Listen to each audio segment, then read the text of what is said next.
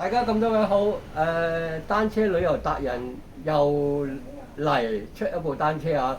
咁咧今日咧係2026年嘅8月25號星期二。咁咧我出呢部車咧就係呢部嘅個重點嘅關鍵係呢個餅係前面雙餅，因為我架車呢要上斜啊。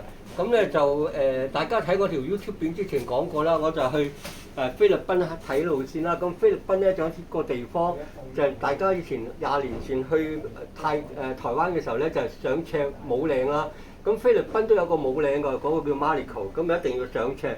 咁呢度咧就前2拖後面10。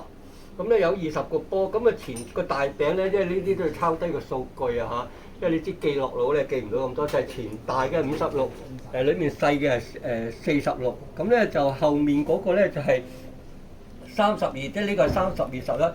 如果後面拖咧就係細拖大，呢前面細拖後面大咧就1:4啦嚇，都係一個好高嘅比例㗎。上斜咧慳好多力，因為你上斜咧唔能夠用一餅下下用死力上咧，上斜咧長時間上斜。咁但係前面咧就係56拖，後面11咧就係5速咯，即係1:5咯。咁啊，但係我試過龍翔道嗰落車嘅時候，由志蓮淨苑涌咧嗰條龍翔道係50公里嘅。咁我以前嗰部 P8咧都行到51公里最高速啊，即係啲狀態啦。咁啊小腿幼咗又未必做到。咁咧就平均如果咁樣計劃呢部車咧係平均可以去到55公里咯。咁有啲人啲私家車行過見個單車快過私家車，佢係踩油喎。咁我心諗師傅啊，你自己睇下你個錶你先衝啦，係咪？咁咧就想講咧就係單車而家2026年啦，即係我經歷單車4個時代。咩4個時代？譬如第一代我踩單車旅行嗰時代，啲人好中意好硬淨嗰啲用鋼車啦。咁嗰啲鋼車咧就係嗰部蘇利啦，即係你睇我卡片嗰張咧，就蘇利嗰部係去到盡㗎。機械車成部，因為單車去旅遊咧就一定簡單，自己可以維修。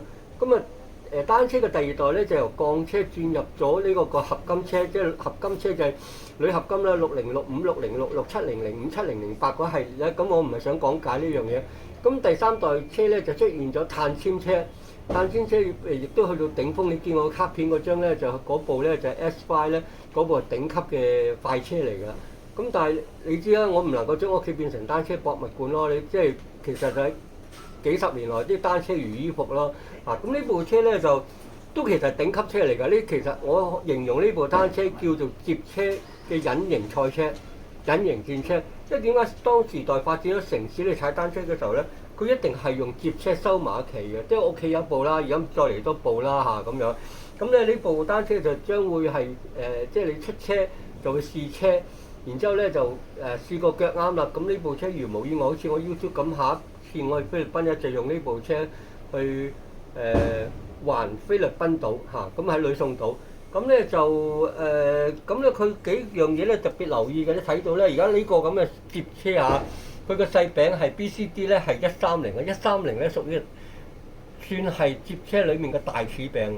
咁呢個公路車嗰啲就135啦，係咪？咁話好勁㗎啦，已經係。咁130係大，即係嗰啲公路車。咁佢用 Shimano 呢個後面T10，其實呢架單車佢俾你個波段嘅配料咧係頂級嘢嚟㗎，即係公路車嘅頂級料嚟㗎。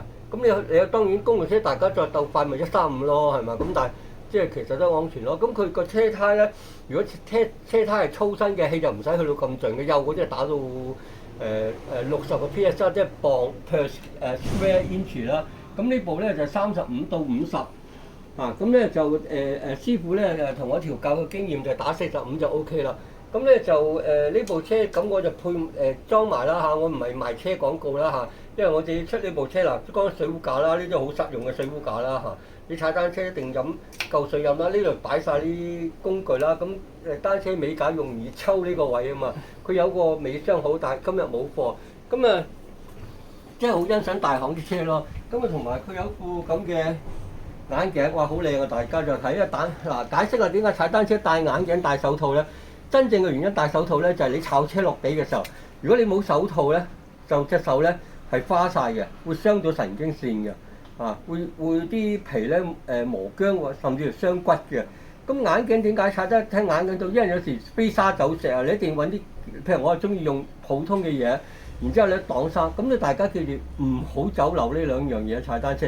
咁就今日出車啦，好高興啦嚇自己，好恭喜自己啦！人生嚟到呢部4代單車，即係唔係4代單車王啦嚇，4代單車我都係咁踩啦，係咪？